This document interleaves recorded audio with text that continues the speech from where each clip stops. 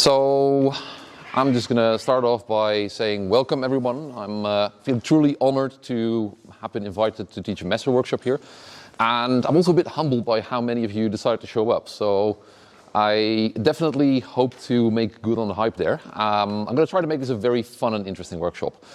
One of the things that I really like about Lecküchner, I'm going to be telling you about that right now, is that there is just so much of this messer fencing source. It encompasses pretty much almost everything you can do with fencing. It has like very long distance play with long point. It has a lot of bind work that's very cool. There's the parry, riposte kind of actions with the bogan that you have in saber fencing and Bolognese side sword. There is grappling that you have in dagger. Perhaps there's even more different ways to grapple than you have in most dagger manuscripts. There's just so much of it, but it also presents us with a problem. Does anyone remember how many different techniques there are in the whole thing? Yeah, like way too many, right? And that's where you come and have difficulties making decisions, probably. So most likely, if you try and apply Lecküchner's Kunst und Zettel im Messer in actual sparring, you're going to run into the problem like, okay, which technique do I choose? Like, what am I going to do? And yeah, that's something you should try and avoid. Basically, if you are in a fencing situation and you have to make a decision at that point, you have already messed up in a way. So the theme of this workshop, what we're going to do is not only try and go through a nice selection of plays, Stücke from Lecküchner's fightbook, but we're also going to work on a specific theme, which is how to make decisions, or rather how to eliminate the need for making decisions. You'll probably become aware of what I mean by that throughout the workshop, but we'll reiterate it at the end a little bit. Another thing that we'll also be looking at is a couple of nice magic tricks that will help you to make binding work, because we happen to have a lot of Stücke that work in that middle distance where you work in the bind. And to make them work well, I have a couple of tricks that I'm sure you'll be happy to take from me. And yeah, that's basically going to be the plan for today. Now, before we start actually working a little bit, start warming up and getting ready for the workshop, a little bit of theory about decision making. So this is not something that necessarily is in the fight books. It's very implicit. I think it is there, but it's not really explicitly mentioned. And if you start looking at, for instance, modern sport fencing books where they really try and put out the psychology behind it and the neurological processes that are involved with decision making, you get a much clearer picture. So I will sometimes cite Zbigniew Tchaikovsky's Understanding Fencing here, because he makes it very clear, and there's a lot of people who also have read that book, so that might be a nice point of reference. So what I'm talking about here, when it comes to decision making, you have what's called fencing with eyes open and fencing with eyes closed. Now, I don't refer to what I think Diana's workshop is going to be about, like learning to bind with your eyes actually closed. What it means is that if you fence with eyes open, you are responding to things that you see happening. Whereas when you fence with eyes closed, you just have a plan and execute it regardless of what happens. And both of them have their utility, and we'll be using like both different types of actions in this workshop. So that's the theory. Let's now actually put that in practice and put some nice Lecküchner on top of that. So what I'd like to do is a little bit of a warm-up to make sure that we're ready to go and play with knives. So let's go and find a place somewhere in the hole. Now we'll do a bit of a warm-up. What you want to do is make sure that you have enough space to at least swing a messer without hearing ow. If you hear ow, it's bad. Right, now I'm going to assume that you were like somewhat stretched, somewhat warmed up from previous rounds and things, but one thing that's very important if you do messer, like to get your arm and wrists kind of ready for it. So what we're going to start off with is basically just put the thumb on the flat, as if you're going to make a Endrusthau or something, or a Wecker, and hold it out in front of you and just gently move it from left to right.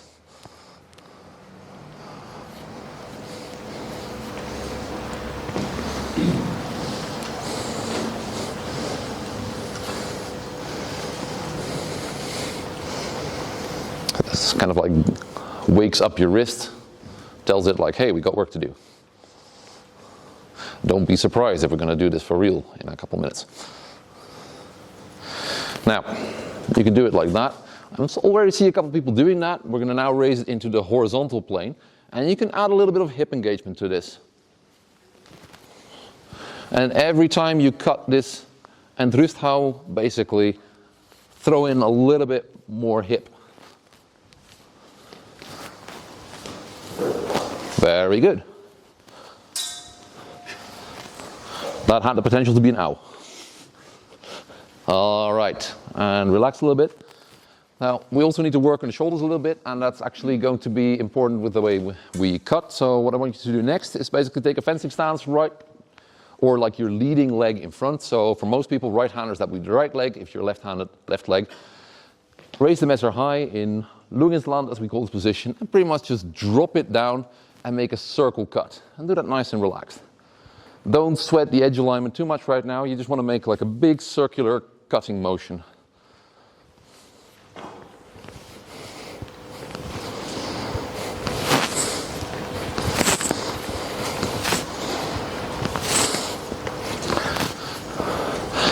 For anyone who was at Jake's lecture just now, apply the lecture to this. Right. Now, from Lugensland, you can also, from the same position, make a cut from the left. Need a bit more range of motion for that, but that's also part of this warm-up routine.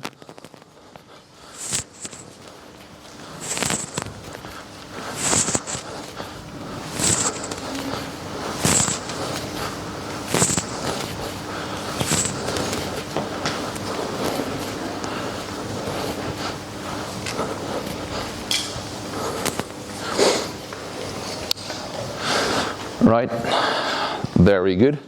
Now, like the most essential messer stuff is now sort of warmed up. If you feel like anything's still stuck, that should not be stuck, then you can, by yourself, do a little bit of extra stretching and rotation. Otherwise, get yourself some water, and in a minute or so, I'll see you all in the middle here, and I'll explain the first exercise that we're going to be doing.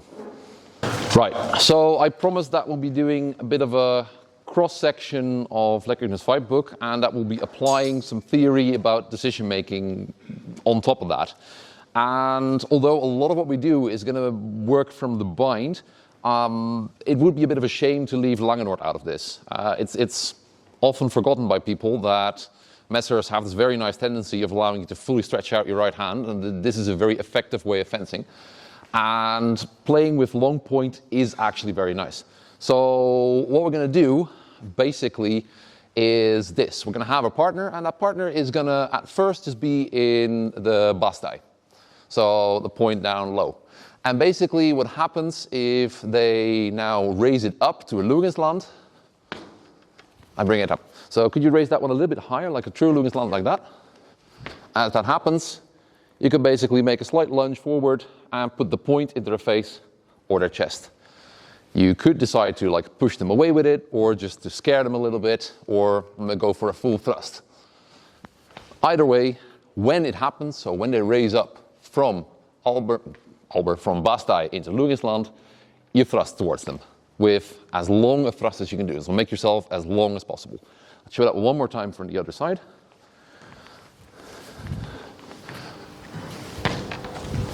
And then recover back into it. So relatively simple thing to get going with this decision-making thing. Right, so partner up, go try this. Right, so come round.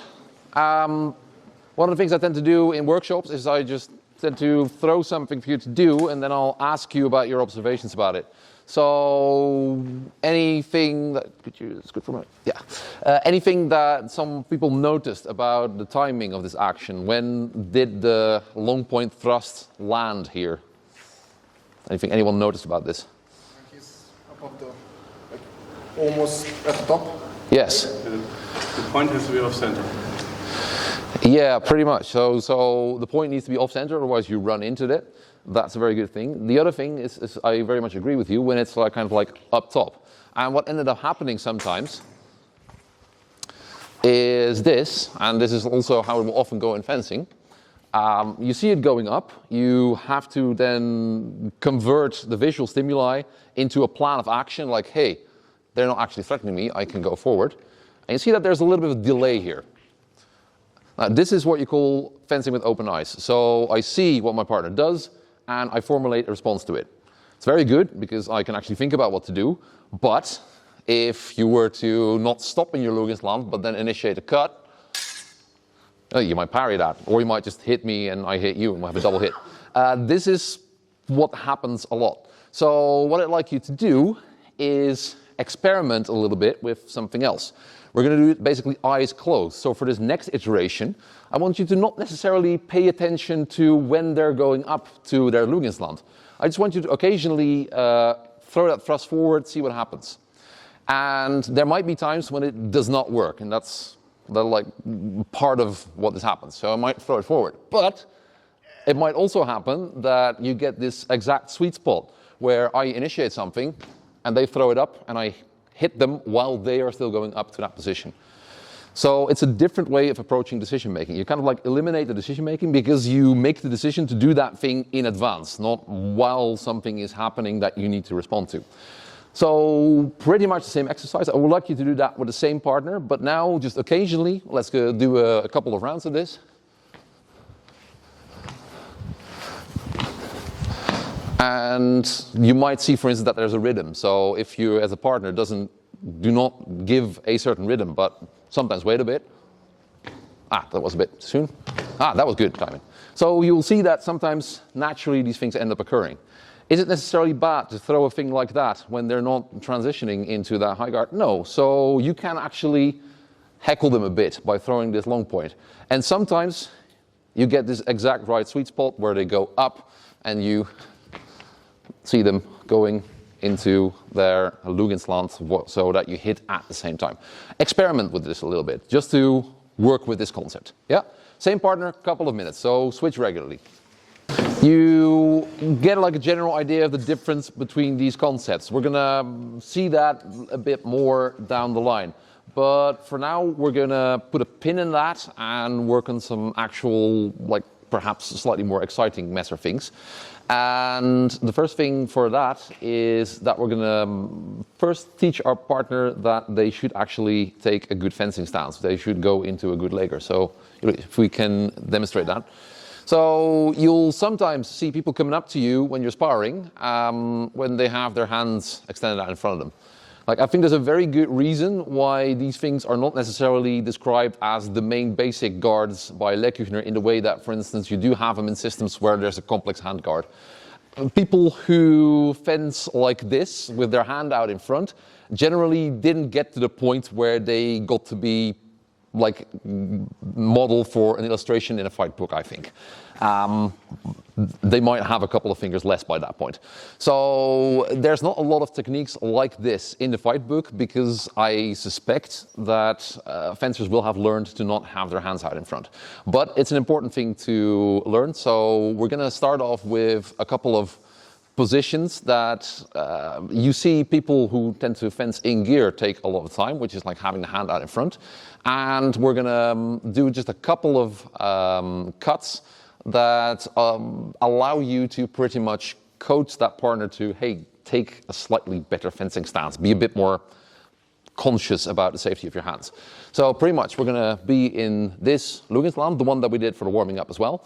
And basically, if I see a hand like that, that goes like, go for my fingers, I can again, for instance, decide to either to the left or the right, make an attack. So I can cut here with that nice round cut, or I can even pretty much just, if you have the same position as before. Same position. Yeah, then I can, for instance, decide to cut to the hand here. For now, easiest to have your partner indeed basically present a lot of forearm. I know this looks a bit artificial, but it makes the exercise easy to do safely.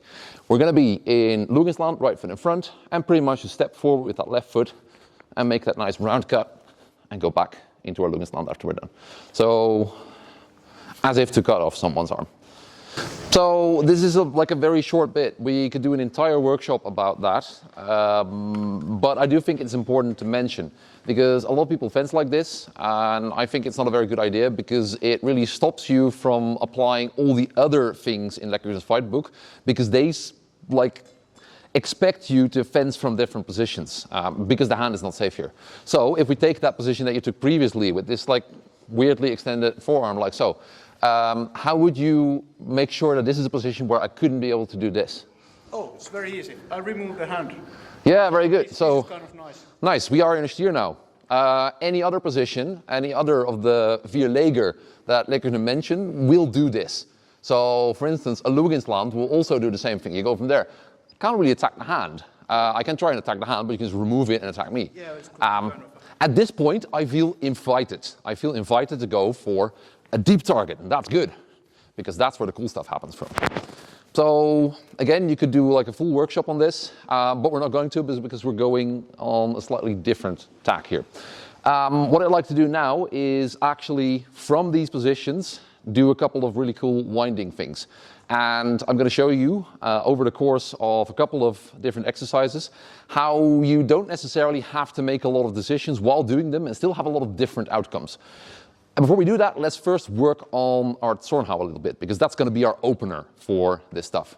So what we're going to do is first we're going to practice the Zornhau in a defensive setting, because we need to like get a couple of things straight about it, or rather a defensive one, sorry. And then we're going to change the role, so we're going to start with a Zornhau. So what happens is I'm going to take a nice Luginsland, right foot in front, and if someone makes an oberhau to my head, it's like so, whoop, I'm going to try and basically cut into this. So what I'm going to do is not parry, aan de versatzung, most of the time, but I'm basically going to do as if I'm going to cut towards my partner.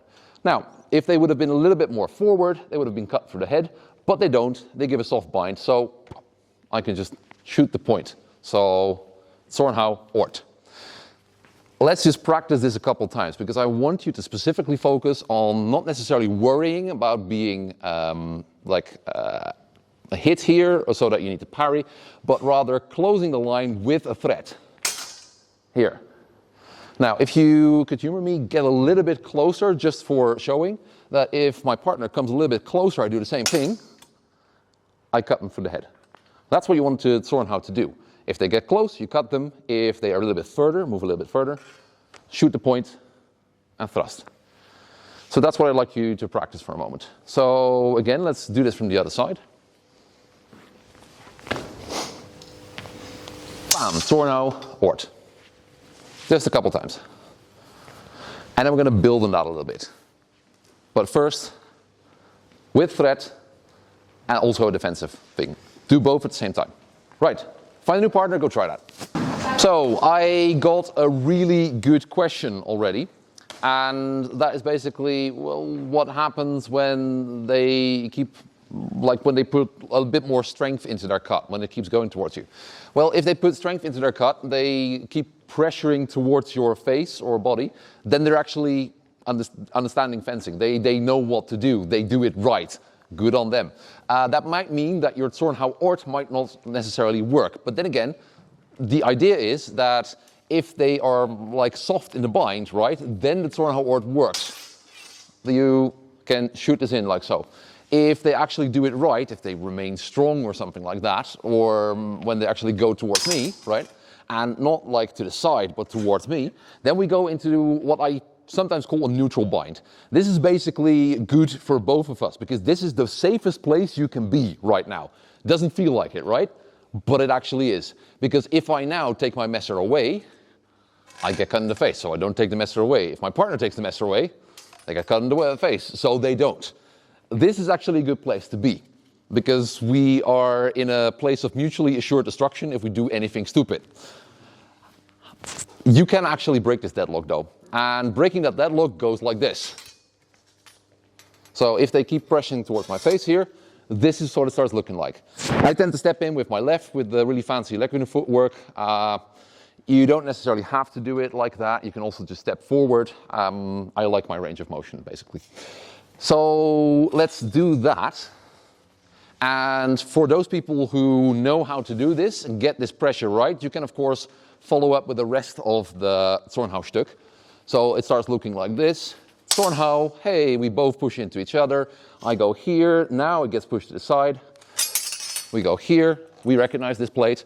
If you now take a step back and try to push it even further aside, we don't counter. Bam, we go here. However, I would like you to focus on the most important part of that, which is that you both close a line with threat. That's the most important thing. So, I want you to take a moment and see whether this happens. So normally it's all about feeling, but now we can see. If I see the back of my messer and no sides, my pressure goes towards my partner. Good. If I see only edge and no sides, their pressure goes towards me. Good. So I can't go to the side, I get hit. So then I get to make this winding. If we see anything else but the back and the edge of messers, there's no need winding against this. It's not even going to work. Then you would do something else. So if this happens, you go like, hey, I can see the side of your messer. Edge, please. Good. Up. So that makes sense. This is what I want you to focus on. The extra stuff, you can overlay it once this goes well. Yeah? Can you show one more time? Yes, I'll show the other direction.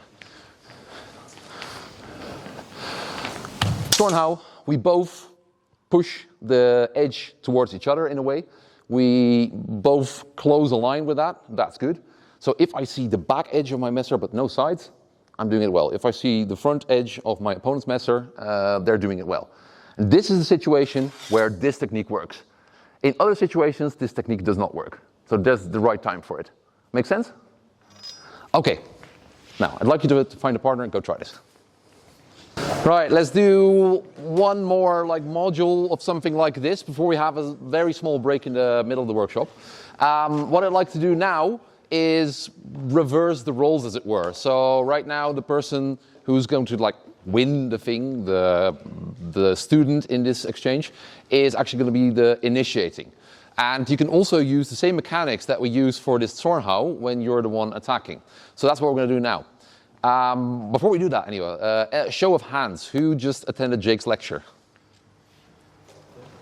Okay, very good. Let's take what was in that lecture and apply that here. Because one of the things that you want to do is not cut at a target, which is something that you see quite a lot of the time, but you want to cut through it. Bear with me there for a moment. So if I attack someone and I make a good committed oberhau, let's just parry that with a regular parry for now. I want to actually make a cut through. So if my target, my partner isn't there, what actually should be happening is this. Bam. Now, this does not seem very nice to be hit by, does it? However, it is, I think, the way you should cut. How do we solve that? There is a neat little trick. Because if you spread out force over time, it becomes less force. So instead of just having that impact all at the same time, with perfect cutting mechanics being very quick, ensuring that we're going to actually cutting through our partner, we don't want that to happen. So instead, we're going to spread all that force out over a little bit more time. So instead of a cut, it's going to be more like a push, with the same motion though. So I'm going to basically show it first without my partner there. So pretty much, right? You see there's a small break there and then a push through. Now let's see what happens if my partner parries that. Here. And it should go there, as if you're cutting through a target. That's actually quite important for any of the follow-ups that you want to do with this. So what we're going to do is pretty much just that. We're going to cut at our partner, and they're going to be parrying halfway. So what's going to happen is that we're not going to be bonking them on the head numerous times in a row. That's not very good for the casualty rate of this workshop. We're going to instead have a parry that's slightly in the way. But it's not such a good parry that if I make that push through, that I don't actually still hit it. So what's going to happen is the initial impact of my cut is going to be taken out by this parry, and then I push through, and I should be able to touch the mask, right? So it's a halfway parry. Very artificial, but it is something that can teach you to actually make a full cut at someone without necessarily making it an injury risk. So again, from the other side. Make that full cut, and then push it through so that you could hit a mask. Make sense? Mm-hmm. Okay, practice that for 1 or 2 minutes, and then we're immediately going to go to a cool follow-up. Yeah? Right, so I've been walking around. It's looking good. People are actually right now making full committed. All right, in the back, we're doing the next exercise. You don't want to miss it. So I've seen people making these committed attacks without actually bashing each other's head in. That's exactly what we wanted. So now we can go to cool follow-ups. From here on in, we're going to do ever cooler, interesting Lecküchner stuff. So what we're going to do now is basically we're going to have two options, pretty much. Either we're going to have someone that has that slightly bad parry and we're going to go through into their face, just like we had before, right? So, bum. Or they're going to take a step back with it, and we're just going to continue that cut. So, same kind of parry, but you take a step back. Ha, nice. So, did I necessarily do anything different there?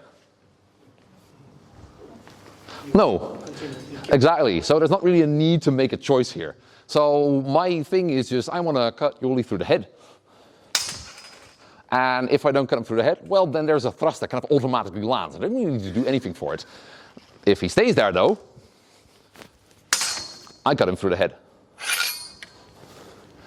So that's it. If you get that first attack right, then everything that follows kind of happens. You don't need to think about it. That's up to your opponent. They get to pick how they get injured. Nice. Right. Take these two options, play with them. Question, yeah? As an opponent, shall we alternate the kind of parry, give a normal parry and then a parry? Yeah, so what I would do is first alternate so that people expect what's coming, right? So one time, no step, other time, step. And then you can randomize it. And if people actually do this initial cut well, then randomizing shouldn't really matter. So do any one of the two. Let's see if I do it right. See? So I didn't know whether it was going to step back or just have his head there, but it just landed because I get that initial cut through right. So randomize later. Yeah? Okay. Partner up, try it. Right, so we're about ready to get going again. Okay, so as I said, we can leave the protective gear aside for now, so you can keep your jacket on, but mask and messer can be left to the side. Because I have a small, brain activation thing that I sometimes do at the beginning of class, but it will actually be, I think, at its best at this point in the class, because this is where it's going to really count. So what we're going to do is we're going to play rock, paper, scissors. Yes. We're going to play rock, paper, scissors, but that is meant to decide who has the initiative. So we're going to take a middle line, as it were. So we're going to need some space behind you, over there, and I'm going to need some space behind me. So basically what we're going to do, yes, we're going to basically, at roughly this distance, so if you both lunge forward, your toes to touch, right? This is the distance. And we're going to play rock, paper, scissors. So I'm going to play rock, paper, scissors. Rock, paper, scissors. Damn it, I lost. Now I need to start running back, and you can try and tag me. So you're going to run forward after me and try and tag me. If I get to the blue line here, which I didn't on time, so if I get to the blue line, I am safe. If my partner touches me before I get there, they win. So let's play that again.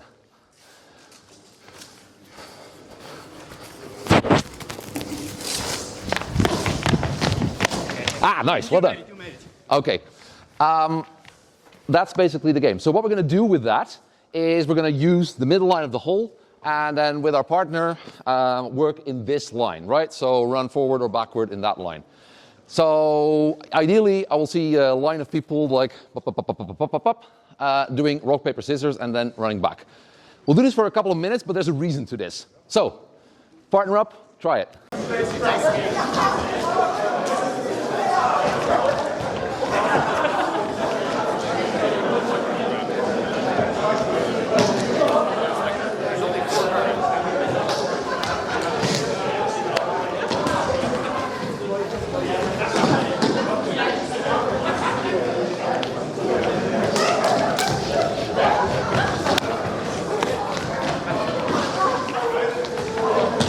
Okay, unlocked. Right, we're done, sorry. You can play more of this after the workshop. All right, let's come in again. So, by all means, steal this, because it is great. I enjoy doing it and it looked like you had a lot of fun with it. I want to ask you about some things. So, what did you feel worked to play this game? What worked well? Being prepared. Being prepared, in what way? Having some tension on the legs so you can spring forward or... Physical preparedness, very good, that's important. Repetition and changing. Repetition, oh, that's metagaming, very good. So do the same thing and then, Yoli, what did you do? Bluffing. Bluffing. You are losing, act like you won. Very good. I know.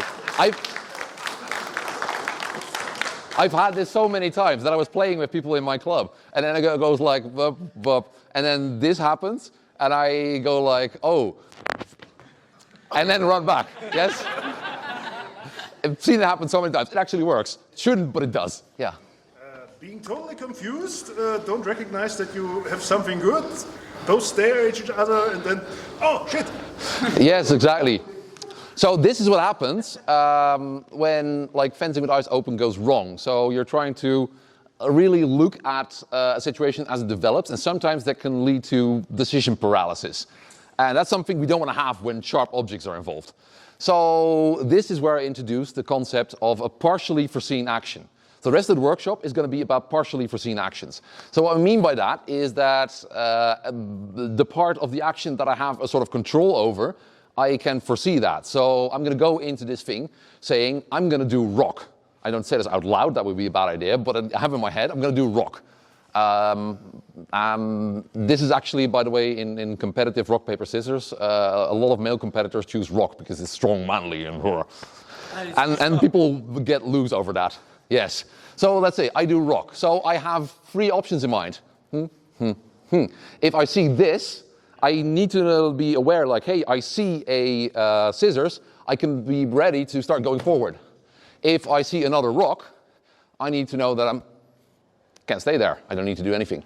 If I see paper, I can start running backward. So what happens here is I've prepared my initial attack.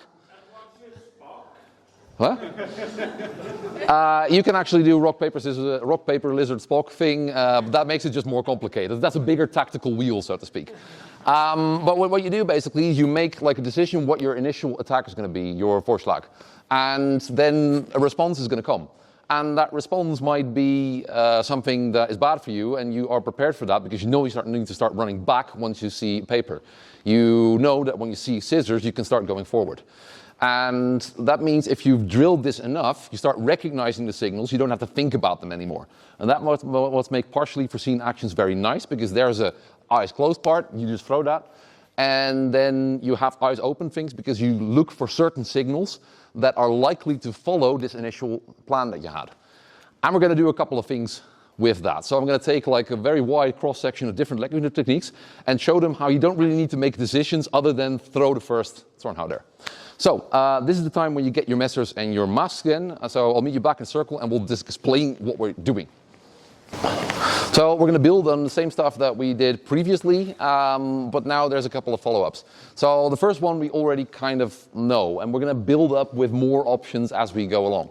So the first thing that we're going to do is basically just make this initial cut. So I'm going to start a little bit closer because I'm a bit far away. So I make that cut, and then my partner is going to basically match it. So they're going to present that thread to me the same way I do to them and close the line.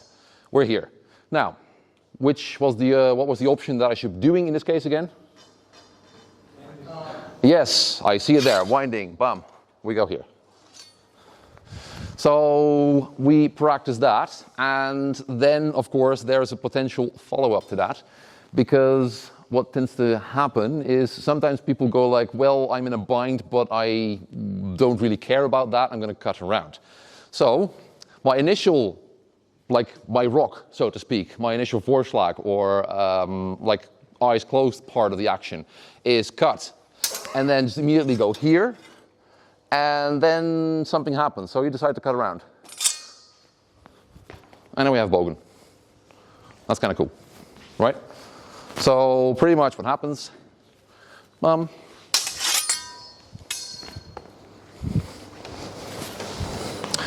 if I do this fast, because I've planned this action in advance, you can actually try and land the cut a bit. See, it's a panic action almost. So I notice like, hey, I have this, but I'm prepared for it. I do this back, I cover my head like, don't kill me. And I step out and I have a cut here.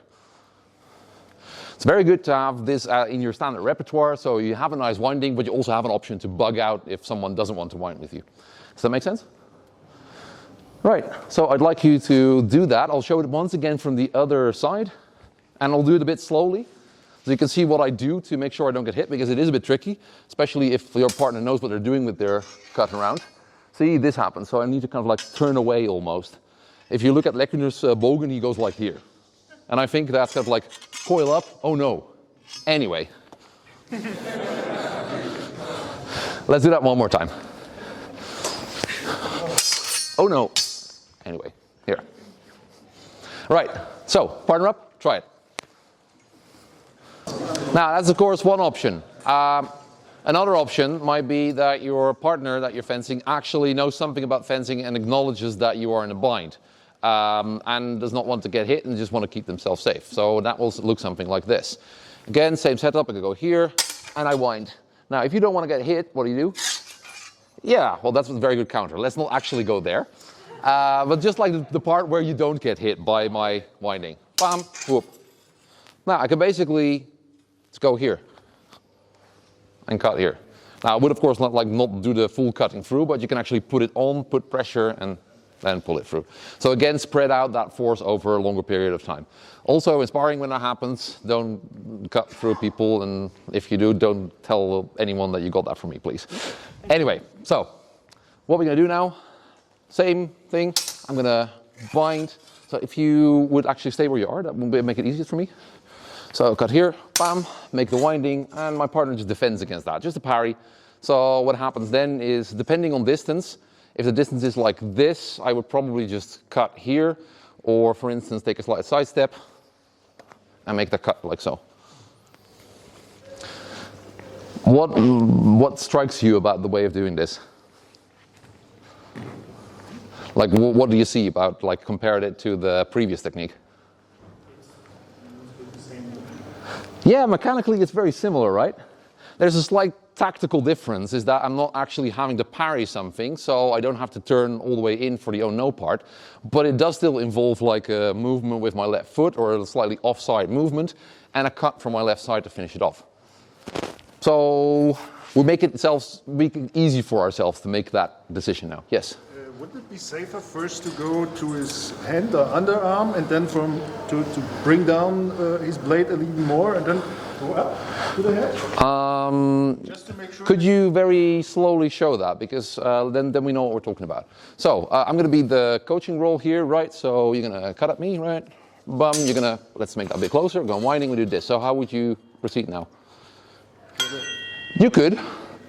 It's definitely a thing that you could be doing. So it's kind of like a variation on the same thing, right? You say movement. It's just the idea in my head is to make it more safe, because when I hit you in the head, you still could flail around or whatever. And potentially, but I don't necessarily see that as a problem. So if we go there for a moment, this is just a different option. I personally think it belongs to a slightly different distance. So we do the same thing, bam, here, and I cut around. And what tends to happen here, if they now want to cut, there's a nice messer in the way, and that messer is in the process of cutting their face open, and now also their arm if they flail at me. So I'm pretty good here. And of course, afterwards I step back. So if you do it at that distance, you're good. If you get like really close, yeah, there might be a bit of a risk. So they might pull it and slice you open over here. And in that case, probably go for the arm anyway. But here's the nice thing. I didn't initially put this in the workshop right now, but if I actually get that close and I do this thing, I tend to end up here anyway. Because I do the same mechanics, right? I go from the winding into this cut here, but if I get really close, I don't hit the head, but I get this arm here, and it then becomes a slice. Yeah. And then we have like the follow-up, like coming from the händerücken. Yeah. It's very similar mechanics. I mean, there's differences, but it's similar enough that making this decision isn't actually going to cost you too much processing power in your brain. And that's the point. Right, so practice both of these next to each other. First, alternating like we did before, and then if you feel like it, you may randomize. Right, different partner, try it. I'm starting to get like really interesting feedback from the people in this workshop. One of them is, for instance, a very good question, like, hey, I'm having some difficulty, I tend to do something else that I usually do with another weapon, for instance. Yes, so when you have this like foreseen part of this fencing action, the part that responds to something that's happening tends to be something that is something that you practiced a lot already, especially at speed. So if you want to practice a new thing, like if the mechanics that we do in this workshop are new to you, you generally have to slow it down to give your brain time to make the connection between what you do and when you should do it. So usually if you have trouble doing something in sparring, then it means you should do it slower first. So that's a very interesting point. The other interesting thing is I had a couple of people come up to me like being very enthusiastic, like, hey, this looks like this technique from Lecküchner. Yes. I actually prepared a couple of these, so let's get into more grappling stuff now. So basically same mechanics, but now something happens. My partner is going to get closer for whatever reason. So I first still make the winding, they still stay where they are, bop, bop. But now, for instance, I want to make the cut around, but they like make a small step forward. That's kind of cool. That's a Niederstoß. And you cut them in the neck or head with it at the same time. So that's pretty fun. There's also another one that we could throw in there, but you can you can throw that one in there, but only if your partner is okay with potentially falling. Because if they step forward even more, and I might make it look a bit silly because we don't practice that well, that often together. So bear with me on that one. But if they really run forward, so they really want to, get into my personal space here, what you can do is a durchlaufen. Same idea basically. Paf, up, whoop. And I messed it up, so I do that one again. As I said, this is something you have to get a bit of a feel for. Here, this. Same mechanics because I wind over the arm here.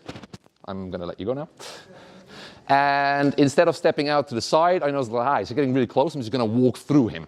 So I'm basically going to see what happens if I bump my hip into his. So let's do that one more time. Bah. And like this. So you can try both variants. It's basically a matter of hooking your pommel over their wrist, either when they take just one step forward and then you end up like this. And you can step behind it or just turn your body like so. Or indeed, they step forward a lot more if you want to try this variation. And you go here. Want to give that a go? Should be fun. Enjoy.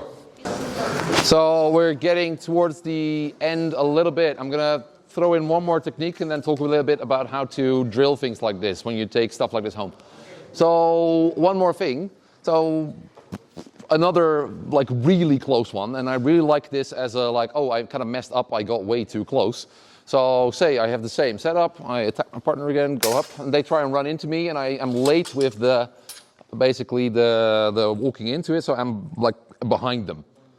Then we end here. It's almost as if we're like running past each other right now. Mm-hmm. But that's not a problem because I can go here. Up, there's the sun, Sonnenzeigen. So if you find yourself just running past someone, you can just like grab them by the shoulder and point, like remind them of the beautiful things in this life, which is the look at the sun on a nice cloudy day, I guess. So if you happen to want to try some sort of durchlaufen, but it doesn't really go your way, there's other things that still work. So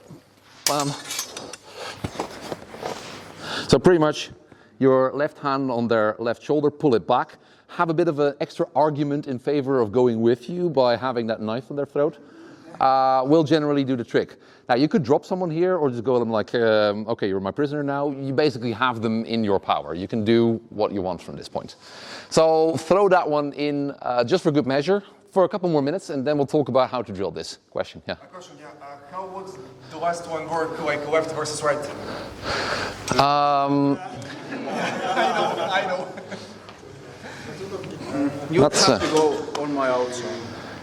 Yeah, so doing this cross-handed, you put me on the spot a little bit here. I'm sure we can think of something, but yeah, what I do is basically bring the messer outside and then grab it. So pretty much if we're here and like this is basically how I would do it Sonnenzeigen.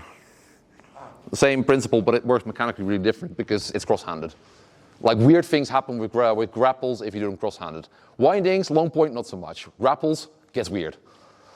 So try it like regular opposite-handed, so your partner does it in the left hand if you are doing it like this. And if you do it for your partner, you put it in the right hand, for now.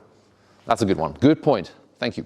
Before we're going to close off the workshop and do a bit of a group picture and stuff like that, I'd like to give you one final exercise that I use quite a lot at home to work with these things. First, a couple of general observations that you need to keep in mind with that. So, what do you think is most important if you want to get all these options? What makes them simple so you don't have to put a lot of mental effort into making those choices? What is crucial here, do you think? What do you think? Sparring. Do it in sparring, do it in sparring. Do it in sparring is definitely important. I like that when you talk about sparring that it's about quality. Quality matters in sparring as well.